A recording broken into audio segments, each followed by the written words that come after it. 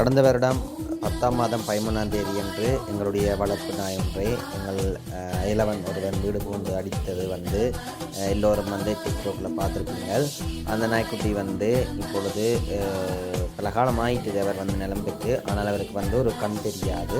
அவருடைய தலையின் ஒரு பக்கம் உள்ளே இறங்கிட்டுது.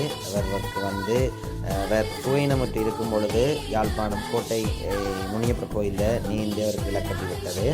அந்த அவருக்கு இப்போ எல்லாம் பூர்ண குணமாக இருக்கிறபடினால இந்த கண் மட்டும்தான் தெரியாது. மற்றபடி அவர் சுகமாக இருக்கிறபடினால அந்த நேர்த்திக்கடன் செலுத்தப்பட்டிருக்கிறது.